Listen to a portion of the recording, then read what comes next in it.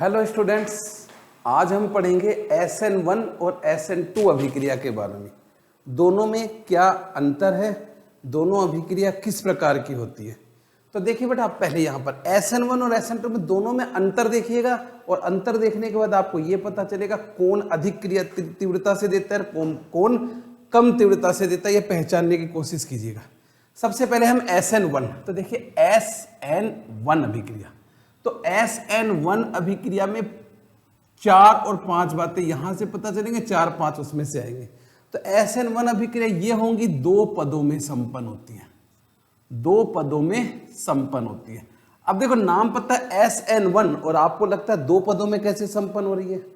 क्यों? क्योंकि पहला पद बहुत ही धीमी गति से होता है और ये होता है वेग निर्धारक पद, और दूसरा बहुत तीव्र गति से होता है। देखिए कैसे, एल्किल हैलाइड प्लस के कोई भी न्यूक्लियोफिलिक है, यह आक्रमण किया, या फिर आप पहला पद में देखिए एल्किल हैलाइड है, ये R धनायन प्लस के X ऋणायन, ये बहुत ही धीमी गति से होता है और इसको हम बोलते हैं वेग निर्धारक पद। और फिर दूसरा पद में R धनायन जो कार्ब धनायन बन रहा है, ये किसी न्यूक्लियोफिलिक से क्रिया करके R और Nu बन जाता है।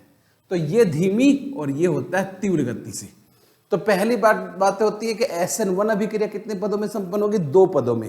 पहला पद वेग निर्धारक पद होता है, बहुत धीमी गति से होता है, और दूसरा पद तीव्र गति से होता है, ठीक है, जिसमें न्यूक्लियोफिलिक आक्रमण कर गया। दूसरा SN1 में क्या बनता है? इसमें देखो, एक तो ये हो गया, इसमें कार्ब धनायन बनता है, कार्ब धनायन। कार्ब धनायन का मतलब होता है एल्किल समूह के ऊपर पॉजिटिव चार्ज हो जाता है। अब इस कार्ब धनायन की क्रियाशीलता का क्रम होता है 3 डिग्री, 2 डिग्री, 1 डिग्री, और उसके बाद चाहो तो आप मेथिल मूलक लग जाएगा। तो 3 डिग्री, 2 डिग्री, 1 डिग्री इसकी क्रियाशीलता का क्रम होता है। और एक सबसे महत्वपूर्ण बात ये होती है कि इसमें जो नाभिक स्नेही है, जिसको हम बोलते हैं न्यूक्लियोफाइल, ये दोनों दिशा से आक्रमण कर सकता है, दोनों दिशा से आक्रमण कर सकता है। और पांचवा जो होता है SN1 अभिक्रिया में, यह केवल और केवल एल्किल हैलाइड की सांद्रता पर निर्भर करता है, नाभिक स्नेही की सांद्रता पर निर्भर नहीं करता। एल्किल हैलाइड की सांद्रता पर निर्भर करता है, नाभिक स्नेही की सांद्रता पर निर्भर नहीं करता। इसलिए इसको हम क्या बोलते हैं? SN1 अभिक्रिया। आप अच्छी तरह गौर करिएगा, SN1 अभिक्रिया में आपको यह पता चलेगा कि यह सिर्फ एल्किल हैलाइड की सांद्रता पर निर्भर करता है। यानी अगर इसमें नाभिक स्नेही की सांद्रता को कम या अधिक कर दिया जाए तो कोई फर्क नहीं पड़ता, केवल एल्किल हैलाइड की सांद्रता पर निर्भर।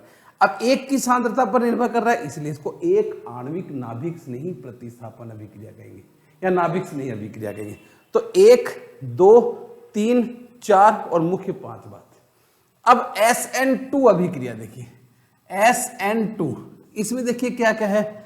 SN2 अभिक्रिया ये होगी, 1 पद में संपन्न होगी, 1 पद में संपन्न होगी। अब देखो, दोनों में एक अंतर भी हो गया, ये 2 पदों में होती है, ये 1 पदों में संपन्न होती है। अब इसमें देखिए कैसे होगा 1 पद में, जैसे मैंने लिखा CH H H और ये Cl CH3Cl, ये एल्किल हैलाइड है, इसकी किसी न्यूक्लियोफाइल से, न्यूक्लियोफाइल OH- या कुछ भी हो सकता है, तो किसी नाभिक स्नेही से क्रिया कराते हैं तो एक मध्यवर्ती बनता है बेटा। देखिए कैसे, ये C है, यहां पर एक H, यहां पर H, यहां पर H, यहां पर H हो गया। अब इसके बाद ये ऐसे करेंगे, यहां पर Cl और यूं एक करके यहां होगा न्यूक्लियोफाइल। देखिए ये न्यूक्लियोफाइल हो गया। अब ये ऐसे आ गया, इसको हम बोलेंगे संक्रमण अवस्था। और संक्रमण अवस्था क्या होते हैं? अस्थायी होता है। अब संक्रमण अवस्था अस्थायी क्यों हो गया? आप देखोगे यहां पर कार्बन की वैलेंसी कितनी हो गई बेटा? 5। कार्बन की वैलेंसी यहां पर कितनी हो गई? 5। तो 5 कार्बन की वैलेंसी क्या होती है बेटा? अस्थायी होती है। तो अस्थायी होता है, आप देखो न्यूक्लियोफाइल बिल्कुल पीछे से आक्रमण कर रहा है, और यहां पर बनेगा C, 1H, 1H, 1H, और ये न्यूक्लियोफाइल पीछे आ गया, प्लस के Cl- आ गया, ठीक है। तो अब दोनों में मेजर डिफरेंस देखो ये है, इसमें न्यूक्लियोफाइल आगे पीछे किधर से भी आक्रमण कर सकता है, इसमें केवल पीछे से आक्रमण करेगा। ये 2 पदों में संपन्न हो रही है, ये 1 पदों में संपन्न हो रही है। इसमें कार्ब धनायन बना है, इसमें कार्ब धनायन की जगह क्या बनेगा, संक्रमण अवस्था। इसमें क्या बनता है, संक्रमण अवस्था बनता है, जो कि अस्थायी होता है। नाभिक स्नेही किधर से आक्रमण करेगा, पीछे से। नाभिक स्नेही पीछे से आक्रमण करता है, पीछे से आक्रमण करता है। और एक आपको यहां बताएंगे, पीछे से आक्रमण कर लिया, ये केवल एल्किल हैलाइड की सांद्रता पर निर्भर करता है, ये दोनों की सांद्रता पर निर्भर करता है, दोनों की सांद्रता पर निर्भर करता है। और एक लास्ट है, इसमें क्रियाशीलता का क्रम होता है 1 डिग्री, 2 डिग्री और 3 डिग्री। तो देखिए there is 5 major difference between the, ये सबसे पहले आप देखोगे ये 2 पदों में, ये 1 पदों में। इसमें पहला पद वेग निर्धारक, दूसरा पद तीव्र गति से होते हैं। इसमें कार्ब धनायन बनता है, इसमें संक्रमण अवस्था बनता है। इसमें क्रियाशीलता का क्रम 3 डिग्री, 2 डिग्री, 1 डिग्री होता है, और इसमें क्रियाशीलता का क्रम 1 डिग्री, 2 डिग्री और 3 डिग्री होता है। इसमें नाभिक स्नेही दोनों दिशा से आक्रमण कर सकता है बेटा, दोनों दिशा से, जबकि इसमें केवल नाभिक स्नेही पीछे से आक्रमण करेगा।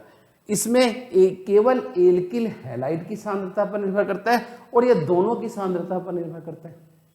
अब आपके पास यहां पर अलग अलग क्वेश्चन आएगा, बताओ इन दोनों में, देखिए ऐसे यूं करके क्वेश्चन एक, और एक है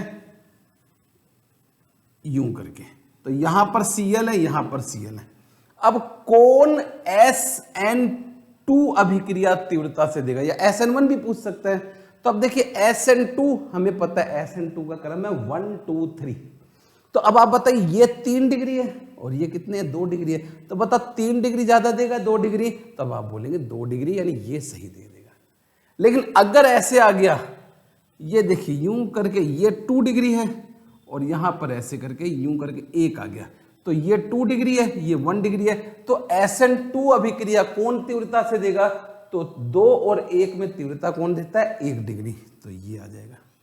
लेकिन एक और आता है बेटा, ऐसे यूं करके ये आयोडीन और यूं करके ये क्लोराइड। अब दोनों ही 1 डिग्री है, इसमें दोनों ही 1 डिग्री है, तो कौन तीव्रता से देगा, जिसका आकार बड़ा होता है।